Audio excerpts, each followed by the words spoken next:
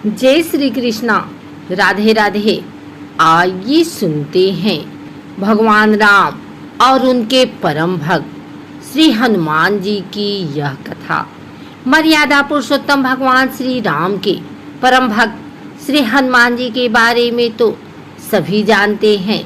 यह भी जानते हैं कि दशरथ नंदन राम हनुमान के हृदय में बसते हैं। लेकिन क्या आपको यह पता है कि एक बार पवन सुत हनुमान श्री राम जी से ही लड़ने पहुंच गए थे। हो सकता है यह सुनकर आपको हैरानी हो, लेकिन यह सत्य है और इस घटना का जिक्र श्री राम कथा में भी सुनने और पढ़ने को मिलता है।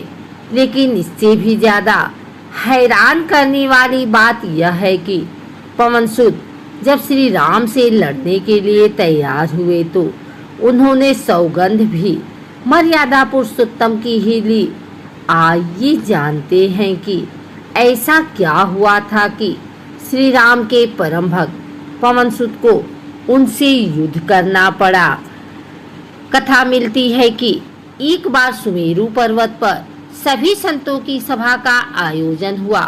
कैवर्त देश के राजा सुकंत भी उसी सभा में सभी संतों का आशीर्वाद लेने जा रहे थे। रास्ते में उन्हें देवर्षि नारद मिले। राजा सुकंत ने उन्हें प्रणाम किया। इस पर श्री नारद जी ने उन्हें आशीर्वाद देकर यात्रा का प्रयोजन पूछा। राजा सुकंत ने उन्हें संत सभा के आयोजन की बात बताई। इस पर नारद मुनि ने कहा, अच्छा है, संतों की सभा में जरूर जाना चाहिए। ऐसा कहकर सुकंत को जाने का आदेश दे दिया। सुकंत जैसे ही सभा में जाने के लिए प्रस्थान करने लगे, वैसे ही नारद जी ने उन्हें आवाज दी। इसके बाद कहा कि जिस सभा में जा रहे हो उसमें सभी को प्रणाम करना, लेकिन ऋषि विश्वामित्र का अभिवादन बिल्कुल भी मत करना। इस पर सुकंत ने पूछा कि यह तो उचित नहीं है। तब श्री नारद जी ने कहा कि तुम भी राजा हो, वह भी पहले राजा ही थे, अब संत हो गए हैं, मत करना प्रणाम। राजा सुकंत ने कहा, ठीक है, वैसा ही करूँगा। सभा के समाप्त होते ही विश्वामित्र जी श्री राम से मिलने पहुँचे। वहाँ पहुंचकर उन्होंने बताया कि उनका अपमान हुआ है। वह इसे भूल भी जाते, लेकिन यह तो संत परंपरा का अपमान है। राम जी ने पूछा, गुरु जी क्या हुआ? तब विश्वामित्र जी ने कहा कि मेरा अपमान हुआ है। राम जी ने पूछा, किसने किया? तब विश्वामित्र जी ने कहा कि जानकर क्या करोगे? इस पर श्री राम जी ने कहा कि गुरु जी, आपके चरणों की सौगंध लेकर प्रतिज्ञा करता हूँ, जो सिर आपके चरणों में नहीं झुका है उसे काट दिया जाएगा। कल सुबह मैं उसका वध कर दूंगा। श्री राम की इस सौगंध का जैसे ही राजा सुकंत को पता चला, वह नारद मुनि को ढूंढने लगे। काफी देर तक वह परेशान रहे, लेकिन नारद मुनि उन्हें मिल ही नहीं रहे थे। व्याकुल होकर जब वह रोने लगे, तब नारद जी प्रकट हुए। सुकंत ने हाथ जोड़कर उन्हें सारी बात कह सुनाई, साथ ही प्राणदान की विनती की। इस पर नारद जी ने उन्हें माता अंजनी के शरण में जाने की सलाह दी। यह भी कहा कि अगर उन्होंने तुम्हें बचाने का वचन दे दिया तो तुम जरूर बच जाओगे, लेकिन यह भी कहा कि वह किसी को यह नहीं बताएंगे कि नारद जी ने उन्हें यह सलाह दी है। राजा सुकंत के रोने की आवाज़ सुनकर माता अंजनी बाहर पहुंची। तब उन्होंने कहा कि माता, मुझे बचा ले, अन्यथा विश्वामित्र जी मुझे मार डालेंगे। इस पर माता अंजनी ने सुकंत को उनके प्राण बचाने का वचन दिया। उन्होंने कहा कि तुम शरण में हो, तुम्हें कोई नहीं मार सकता।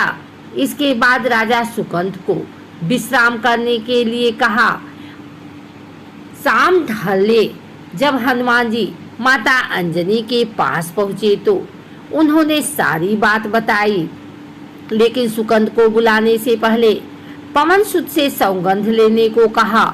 तब श्री हनुमान जी ने कहा कि वह श्री राम के चरणों की सौगंध लेते हैं कि वह सुकंद के प्राणों की रक्षा करेंगे। तब माता अंजनी ने राजा को बुलाया। हनुमान जी ने पूछा, कौन है तुम्हें मारना चाहता? तब सुकंद ने बताया कि श्री राम उन्हें मार डालेंगे। इतना सुनते ही माता अंजनी हैरान रह गई। उन्होंने कहा कि तुमने तो विश्वामित्र जी का नाम लिया था। तब राजा ने कहा कि नहीं, वह तो मरवा डालना चाहते हैं, लेकिन मारेंगे तो राम ही। हनुमान जी ने राजा सुकंद को उनकी राजधानी में छोड़ा और श्री राम के दरबार में पहुँचे। वहाँ पहुँचकर उन्होंने राम जी से पूछा कि वह कहाँ जा रहे हैं। तब मर्यादा पुरुषोत्तम ने बताया कि वह राजा सुकंद का वध करने जा रहे हैं। तब हनुमान जी ने कहा, प्रभु उसे मत मारिए। राम जी ने कहा कि वह तो अपने गुरु की सौगंध ले चुके हैं, अब पीछे नहीं हट सकते। हनुमान जी ने कहा, प्रभु मैंने उसके प्राणों की रक्षा के लिए अपने इष्ट देव यानी कि आपकी सौगंध लिया हूँ। तब राम जी कहते हैं कि ठीक है, तुम अपना वचन निभाओ, मैं तो उसे मारूंगा। हनुमान जी राजा सुकंद को लेकर पर्वत पर पहुँचे और राम नाम का कीर्तन करने लगे। उधर राम जी राजा सुकंद को मारने के लिए उनकी राजधानी पहुँचे, लेकिन वह नहीं मिले तो वह उन्हें ढूंढते हुए पर्वत पर पहुँचे। वहाँ हनुमान राम मंत्र का जाप कर रहे थे। राम जी को देखते ही सुकंद डर गए।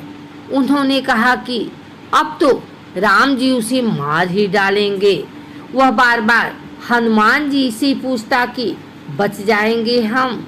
तब उन्होंने कहा कि राम मंत्र का जप करते रहो और निश्चिंत रहो, भगवान नाम पर पूरा भरोसा रखो। लेकिन वह काफी डरे हुए थे, तो हनुमान जी ने सुकंद को राम नाम मंत्र के घेरे में बिठा दिया। इसके बाद राम नाम जपने लगे। राम जी ने राजा सुकंद को देखकर जब बाण चलाना शुरू किया तो वह राम नाम के मंत्र के आगे विफल हो जाते। राम जी हताश हो गए कि क्या करें। यह दृश्य देखकर श्री लक्ष्मण जी को लगा कि हनुमान जी भगवान राम को परेशान कर रहे हैं, तो उन्होंने स्वयं ही हनुमान जी पर बाण चला दिया। लेकिन यह क्या, उस बाण से पवन सूत के बजाय श्री राम मूर्छित हो गए। यह देखते ही लक्ष्मण जी दौड़ पड़े और देखते हैं कि बाण तो हनुमान जी पर चलाया था, लेकिन मूर्छित राम जी कैसे हो गए। तब उन्होंने देखा कि पवन सूत के हृदय में तो श्री राम बसते हैं। राम जी जैसे ही होश में आए वह हनुमान जी की ओर दौड़े। उन्होंने देखा कि उनकी छाती से रक्त बह रहा है। वह हनुमान जी का दर्द देख नहीं पा रहे थे। वह बार बार उनकी छाती पर हाथ रखते और आंखें बंद कर लेते। पवन सूत को होश आया तो उन्होंने देखा कि राम जी आंखें बंद करके हनुमान जी के छाती पर बार बार हाथ रखते हैं, फिर हनुमान जी के सिर पर हाथ फेरते हैं। तब पवन सूत ने सुकंद को पीछे से निकाला और उसे अपनी गोद में बिठा लिया। तभी राम ने फिर से हनुमान जी के माथे पर हाथ फेरा, लेकिन इस बार वहां पवन सूत की जगह राजा सुकंद थे।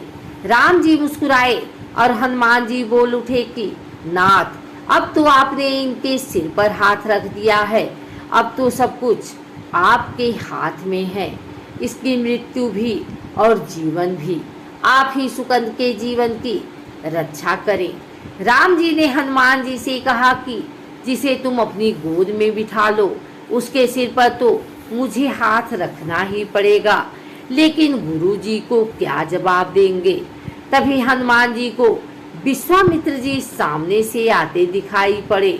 उन्होंने राजा सुकंद से कहा कि जाओ, तब प्रणाम नहीं किया तो क्या हुआ, अब कर लो।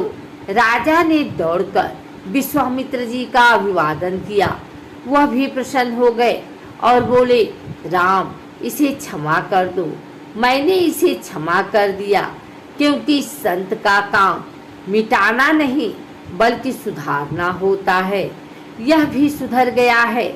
उन्होंने सुकंद से पूछा कि संत का सम्मान न करने की सलाह तुम्हें किस कुसंग में मिली? राजा शुकन विश्वामित्र जी से कुछ कहते कि इससे पहले नारद मुनि प्रकट हो गए। उन्होंने सारी घटना कह सुनाई। तब विश्वामित्र जी ने पूछा कि नारद, तुमने ऐसी सलाह क्यों दी? तब नारद जी ने कहा कि अक्सर ही लोग मुझसे पूछते थे कि राम बड़े या राम का नाम बड़ा, तो मैंने सोचा कि क्यों न कोई लीला हो जाए कि लोग अपने आप ही समझ लें कि भगवान से अधिक भगवान के नाम की महिमा है।